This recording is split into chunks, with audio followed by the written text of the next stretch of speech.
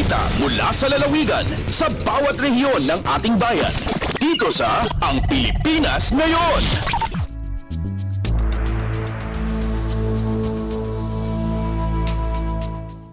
Narito na ang bugso ng ating mga regional news. Dumako muna tayo sa rehiyon ng Luzon.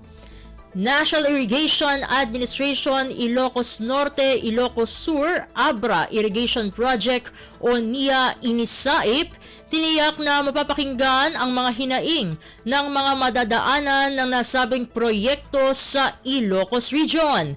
Ang kabuang ulat ihahatid sa atin ni Jude Pitpitan mula sa Lawag. Impasigurado ti National Irrigation Administration Ilocos Norte, Ilocos Sur, Abra Irrigation Project wenno inisaip madingag amin ang suwestyon dagiti sentimiento kan kalikagom dagiti individual madalanan ti nasaong nga proyekto. Segon kineniya inisaip OIC Head Engineer Joselito Mercado nga itatawan ket adda tinailatang a pondo para kadagiti mayusmat a public consultation wenno hearing kadagiti sangapulo nga ili adalapusen wenno benepisyaran iti nasaong nga irrigation project. Pakiraman daytoy iti ili ti Nueva Era, Panabado, Pinili, Dingras, Marcos, Batak, Paway, Solsona, ken Sinait. Malasi iti daytoy addapay ti Project Management Office inisaip iti ili ti San Nicolas ken addapay ti may patakder a satellite office da iti Marcos, Ilocos Norte. Imon una na kinuna ni Mercado nga adda ti 14,672 hektarya ataltalon ti service area iti nasaong nga proyekto ken mabenepisyaran ti agro 14,672 amandalon iti nasaong nga project.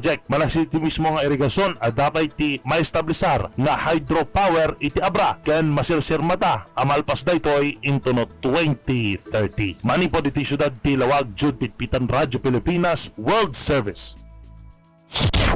Balita mula sa lalawigan sa bawat rehiyon ng ating bayan. Dito sa Ang Pilipinas Ngayon.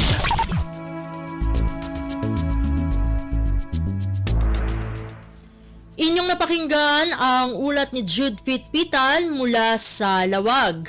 Puntahan naman natin ang AGOO, Livestock Production Program ng La Union, pinatitibay ng pamahalang panlalawigan. Narito si Glenda Sarak para sa balita. Parang ayon ti Office of the Provincial Veterinarian wenno OPVET ti livestock production iti probinsya ti La Union. Inpanakal ni Dr. Domingo Bobby Caleb III, Provincial Veterinarian dagiti programang aramiden ti opisina da tapno romang IT production dagiti dingwen ditoy probinsya. Dinakamat na ti Cattle Carabao Genetic Upgrading Program, baban iti Artificial Insemination, kastamatan ti Dairy Cattle Production Support Program, particular iti ili ti Banggar ken Aringay, La Union. Kinuna na may saysayang katpay ti Honeybee Production Support Program, baban iti inspeksyon kadagiti apiaries, treatment kadagiti honeybee colonies ken training para iti honeybee production. Impakaamupay ni Dr. Caleb ti maipapan iti Carabao Based Enterprise Development Dairy Farm Model ang masarakan iti Nazareno, AGOO, La Union nga agdama apakaisaysayang katan ti forage production. Manipod AGOO, La Union, Glenda Bakungan, Sarak para iti Radyo Pilipinas World Service. Balita mula sa lalawigan sa bawat rehiyon ng ating bayan. Dito sa Ang Pilipinas Ngayon.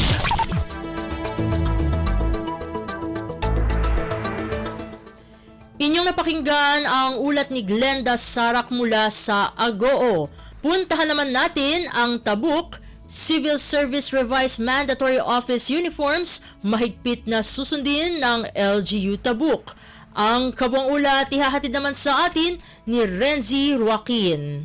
Dagiti may bilang kas ASEAN-inspired clothing ket manipod iti traditional clothing iti ASEAN.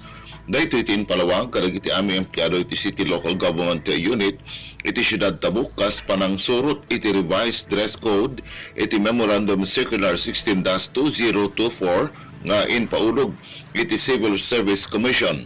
Inpakamulo ito'y ni City Human Resource and Management Officer Jeff T. Fecken iti naangay nga Executive Committee meeting.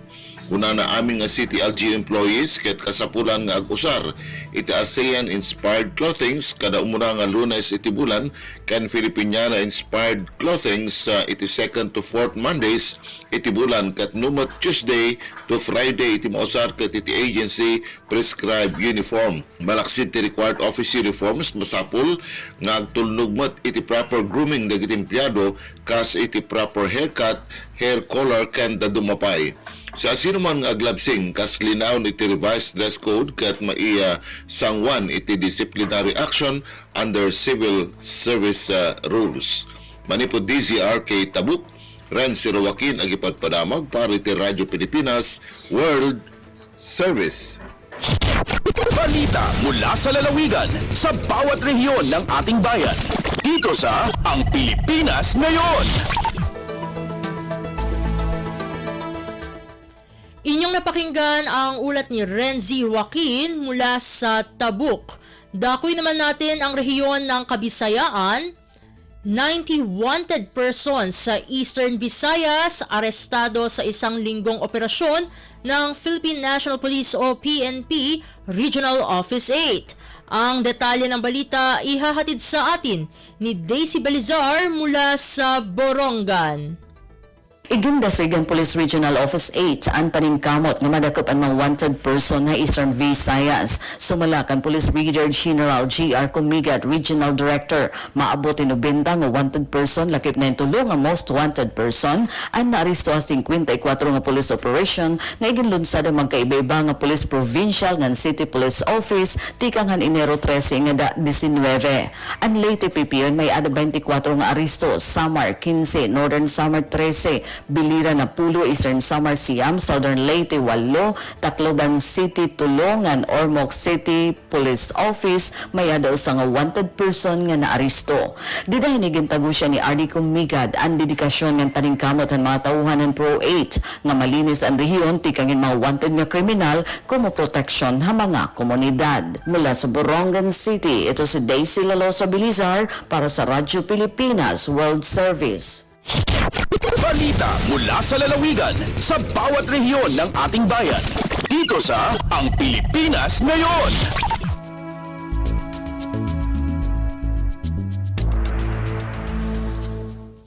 Inyong napakinggan ang ulat ni Daisy Balizar mula sa Borongan. Dumako naman tayo sa Sogod.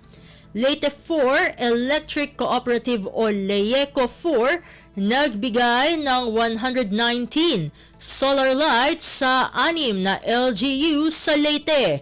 Ang kabuang ulat ihahatid naman sa atin ni Jevic Epiz.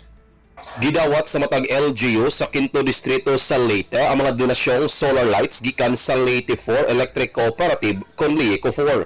Sa paginabi sa Radyo Pilipinas kang Engineer Janet Notarte, iyang gibutiyag nga ang LEECO 4 sa pakigtambayayong sa Thermal Luzon Incorporated mapasigarbuhon nga nagdala og kahayag og paglaom sa mga kalungsuran nga lang giserbisyohan pinaagi sa pag-turnover sa 17 ka solar power nga mga suga. Ang mga distrito nga nakadawat sa naasoy nga donasyon gilangkuban sa distrito sa lungsod sa Matalom, Bato, Hilongos, Hindang, Inupakan, apil usab ang duha ka distrito sa dakbayan sa baybay sa probinsya sa Leyte. Mismong si Engineer Notarte kauban-uban pang opisyal sa LEECO 4 ang naunay sa pagbisita o pag-turnover ngadto sa mga kalungsuran sa 5th distrito sa Leyte. Ang mga local chief executive o mayor sa lungsod sa Matalom nga si Mayor Eric Pahulio, Mayor Nathaniel Hertos sa Bato, Mayor Manuel Villahermosa sa Hilongos, Mayor Betty Cabal sa Hindang ug Mayor Rogelio Pua Jr. sa lungsod sa Inupakan ang nidawat sa nahasil nga mga donasyon. Sa katibukan niabot sa 119 ka solar lights ang nahatag sa maong electric cooperative sa 7 ka distrito nga ilang giserbisyohan. Matud pa nga ang nahasil nga mga suga nagsimbolo og testamento sa pasalig sa kaluwasan, pagpadayon o pagbungna og mas hayag og mas lunhaw nga kaugmaon alang sa tanan nga katawhan nga naabot o giserbisyuhan sa LEECO 4. Gikan sa Sugod, Southern Leyte, Jevic Epis para sa Radyo Pilipinas World Service. Balita mula sa lalawigan sa bawat rehiyon ng ating bayan. Dito sa Ang Pilipinas Ngayon.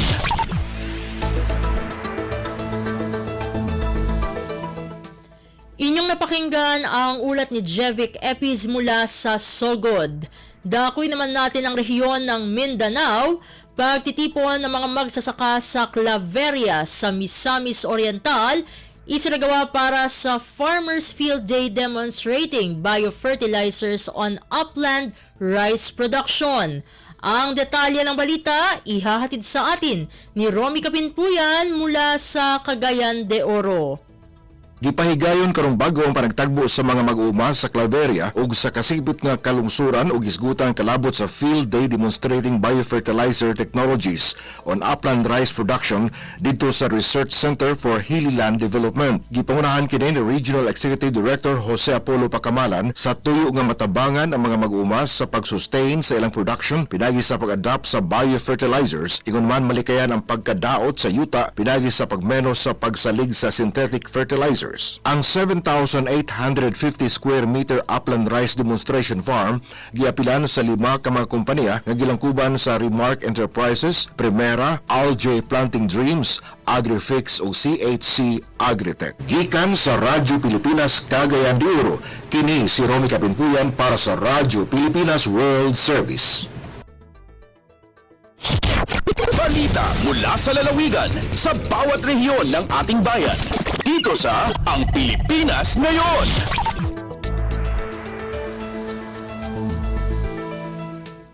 Inyong napakinggan ang ulat ni Romy Kapinpuyan mula sa Cagayan de Oro. Puntahan naman natin ang Zamboanga. Regional Development Council 9 nagpulong kasama ang iba't ibang sektor at ahensya ng pamahalaan upang talakayin ang poverty alleviation sa naturang rehiyon. Narito si Justin Bulanon para sa balita. Yamanjunta el Regional Development Council o RDC9 para diskuti ang mga interbensyon y soporta del otros mga sektor para pwede alivia el pobreza at eksperyensya el rehiyon del Zamboanga Peninsula. Ya participa na menciono aktibidad el mga ahensya del gobierno, mga representante del privado sektor y mga local chief executive del diferente gobierno lokal na rehiyon 9. Centro del menciono diskusyon el mga kausa porkita esta lang syempre el poverty incidence na menciono rehiyon y mga interbensyon para pwede resolba el pobreza del Zamboanga Peninsula. Tapidi también el RDC9 con el soporte del mga miyembro del Consejo para proponer mga polisiya at objeto a bahay at pobreza na rehiyon. Si Acorda, iakundusi Poverty Alleviation Workshop and National Economic Development Authority o NEDA Region 9 na 3 probinsya del rehiyon para kolekta diferente mga rekomendasyon, i-identifika mga programa y proyekto para hacer más esfuerzo el vida del mga residente del rehiyon 9. Desde aquí na siyudad de Zamboanga, este si Justin Bulanon para na Radyo Pilipinas World Service. Balita mula sa lalawigan sa bawat rehiyon ng ating bayan. Dito sa Ang Pilipinas Ngayon.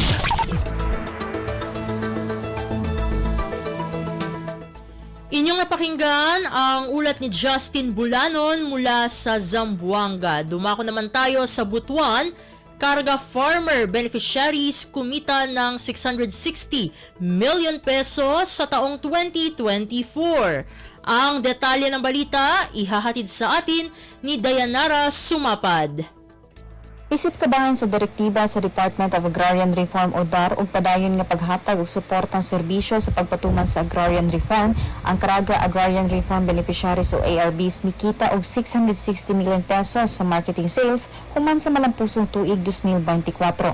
Ang Agusan del Sur mo'y nanguna isip probinsya nga adunay labing daghang halin nga nakuha nga adunay 369.9 million pesos, gisundan kini sa Agusan del Norte nga adunay 211 million pesos, Surigao del Sur nga adunay 73.4 million pesos ug katapusan sa Surigao del Norte ug probinsya sa Dinagat Islands nga adunay 5.4 million pesos. Sa termino sa Agrarian Reform Beneficiaries Organizations o ARBOs nga adunay pinakataas nga halin nga namugna, ang nag-umamaw ang lumad sa Adgawan Farmers Multipurpose Cooperative sa La Paz, Agusan del Sur nga adunay 83 million pesos nga kita pinaagi sa Partnership Against Hunger and Poverty Program.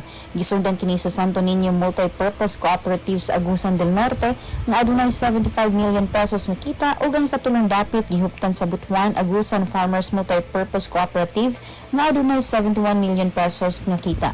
Kadaghanan ni ini nga kita gikan sa milled rice o gigaling nga bugas sa kantidad nga 194.1 million pesos, gisundan sa humay nga adunay 139 million pesos ug ang katulungan labing taas nga namaligya og mga palaliton mao ang pagkaon nga adunay 78.4 million pesos nga kita. Kini nga milestone nagsilbi nga lig-on nga pundasyon og pahinumdom alang sa padayon nga pagtubo, kalig-on ug kalambuan sa agraryong sektor, paghatag gahom sa mga mag-uuma sa karaga ug pagpalambo sa ilang panginabuhian. Gikan sa Radyo Pilipinas Butuan, Dayan Sumapad para sa Radyo Pilipinas World Service. Balita mula sa lalawigan sa bawat rehiyon ng ating bayan. Dito sa Ang Pilipinas Ngayon.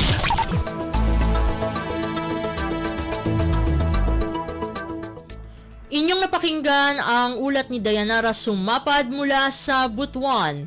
Puntahan naman natin ang Iligan.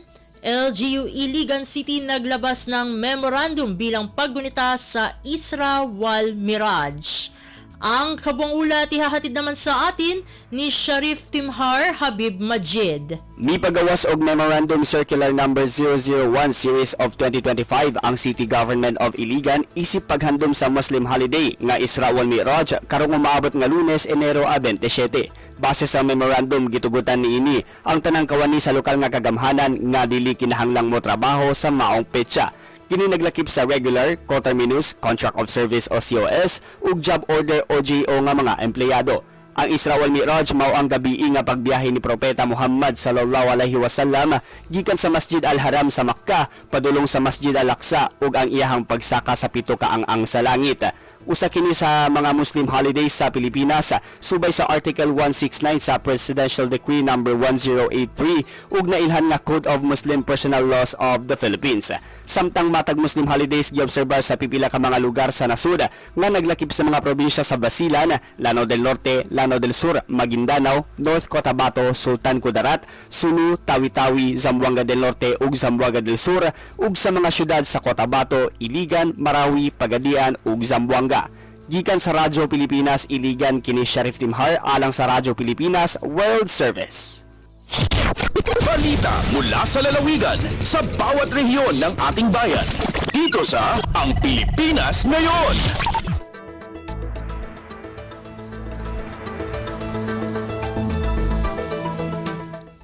Inyong napakinggan ang ulat ni Sharif Timhar Habib Majid mula sa Iligan.